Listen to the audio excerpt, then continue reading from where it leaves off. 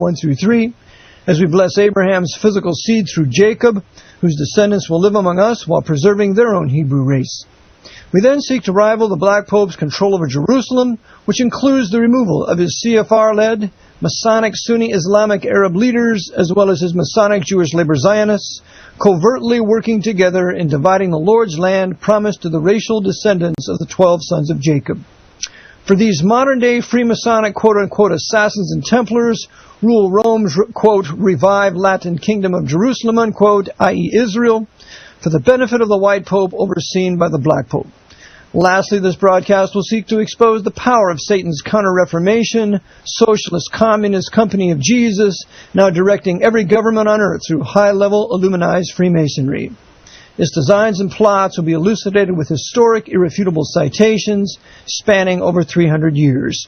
All peoples of whatever race will benefit if the biblical principles espoused on this broadcast are applied to themselves in accordance with the Word of God, the AV 1611 Reformation English Bible for English-speaking peoples. Now, to begin. On Monday, we cover the Jesuit war on the white race, having founded white Protestant nations of Western civilization.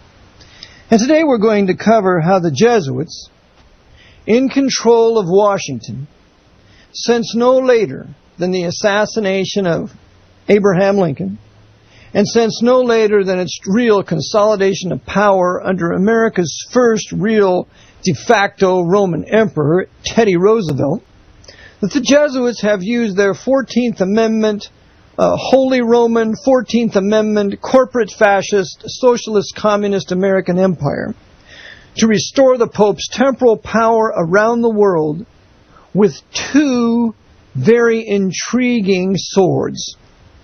One of those swords is socialist fascism, which Bismarck called black socialism, because the black robes, the priests, were the big advocates of what they called Christian socialism. So Bismarck called it black socialism. And the other one that Bismarck called red socialism, which was communism, i.e. red China. The flag of China being red, the flag of the Soviet Union being red. Communism would have a blood-red hue in its symbolisms. And going back to the days after Karl Marx and his unleashing of the manifesto, financed by Engels, that white Gentile out of England, and promoted by the Jesuits, who were controlling the cartel capitalists, this movement for communism was openly condemned by the papacy. Openly condemned by the papacy being an enemy of communism. But at the same time, the papacy would be an open advocate of fascism. So what is the real policy of the papacy with regard to socialist fascism and socialist communism? Socialist communism is the end game. The Vatican controlling high-level Freemasonry, remembering that Cardinal Rampolla, who was the Secretary of State, Cardinal Secretary of State for Pope Leo XIII, was a high-level Freemason and a member of the OTO. The OTO is intimately involved in establishing Soviet communism. As Aleister Crowley of British intelligence was also OTO. As Aleister Crowley was intimately acquainted with the Fabian socialists, Sidney and Beatrice Webb, and a host of others, H.G. Wells, and H.G. Wells being a tutor of Lenin. So high-level Freemasonry is going to put in motion this international workers of the world, blah, blah, blah, communist movement that is really put upon Russia and China and other nations from the top by virtue of the Pope's power over those governments through his intelligence communities. That is the end game of Rome. Anything contrary to that is an illusion.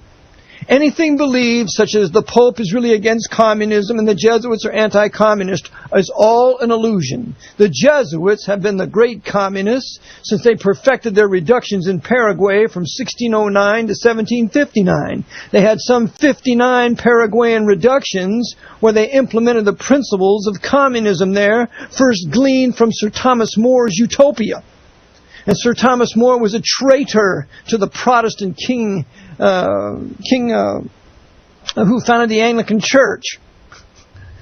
So King George, no, it wasn't King George, King Henry VIII So Sir Thomas More was a traitor, and he was a contemporary of Ignatius Loyola. And Loyola was a contemporary of the Sir Thomas More who wrote Utopia. So we have communism coming to fruition, coming to perfection under the Argus eye of the Jesuit order in South America, then to be statutoryized, put in the Communist Manifesto through the works of Marx and Engels, tutored in the British Museum. So the Jesuits are the masters of communism. Liberation theology is Jesuit communism. Black theology of Mr. Cohn, which is repeated by Jeremiah Wright, is Jesuit communism. Barry Davis Obama sitting under black theology and liberation theology means he is a Jesuit communist. And the policies that he is implementing is Jesuit communism, backed by certain supporters like that Jesuit-controlled Nancy Pelosi, the House Speaker, and the Jesuit-controlled Joe Biden, his right-hand man, the Vice President. So this is how it's secretly working. America is communist. America, if you're going to go to college, the first 2 years in college is the pseudo-social sciences, as the great Zygmunt Dobbs wrote about in his book, The Great Deceit. How the first 2 years, if you're going to get your AA, you've got to be well-versed in socialist communism. And thus, we are not surprised to see that Canada is also communist. The white Anglo-Saxon Protestant nation of Canada is communist, thanks to the Jesuit Pierre, who was the Prime Minister several years ago, Pierre Trudeau. And he was advised by a Jesuit, a very high Jesuit professor of the fourth vow. So the Jesuits have implemented communism in America. They've implemented communism in Canada. They've implemented communism in the Dutch Republic, in Holland, in the Netherlands. They've implemented communism in Sweden. They've implemented communism in England and in Scotland. All the historic, great, white Anglo-Saxon Protestant nations have had their middle class destroyed through the policies of the Jesuits, which are in fact communistic, implemented through the governments of the West here. Those governments here, controlled by the Council on Foreign Relations. In England, controlled by the Chatham House, the Royal Institute for International Affairs. That's how the Jesuits implement all their Fabian socialist communism here in America and in Britain. Well, now the topic for today is how the Jesuits are destroying the white race of these historic white Protestant nations through their implementation of communism. Communism. Now this is very important that we get a handle on this, because we have been lied to and will be continued to be lied to by the press, be it the right-wing fascist Fox News or the left-wing communist CNN. Either way, we're going to be lied to, because neither one of them will tell us that Soviet communism was financed and coddled by American cartel capitalists in Washington, controlled by Rome. You will never be told that. You will never be told that the State Department, controlled by Cardinal Spellman, in 1949 facilitated the rise of Chairman Mao, the mass murderer, the greatest murderer of the 20th century, killing 60 million of his own people. Not to mention millions, hundreds of thousands of Koreans in the Korean War, hundreds of thousands of Vietnamese in the Vietnam War, and Cambodians and Laotians and others, all at the hand of Jesuit communism, facilitated and financed and encouraged by this American government in Washington, Rome on the Potomac. So now, let's review a little bit. We know that communism was built by the West, particularly London and Washington. Now, my white Slavic brothers, you need to understand this. You need to get this ingrained in you. All you Romanians, you Slavic Romanians, all you Slavic Croatians, you Slavic Serbians, you Slavic Russians, all you my white Slavic brethren, you have been oppressed by communism, shoved down your throat by the Pope of Rome through his Anglo-American enterprise, controlled by the Jesuits. Remember, the Pope controls the CIA. He controls the KGB. He controls British intelligence. He controls German intelligence. All these intelligence agencies are united together at the top by high-level Freemasons and high-level Knights of Malta kissing the Pope's ring. That's how it works.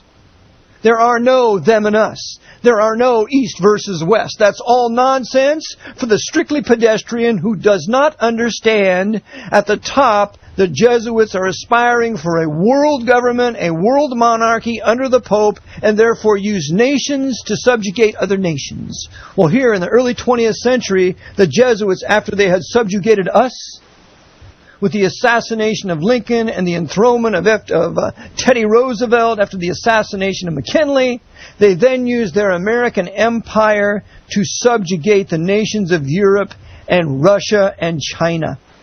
America, the Holy Roman 14th Amendment corporate fascist for the big super cartel capitalists that couldn't care less about us common low white folk.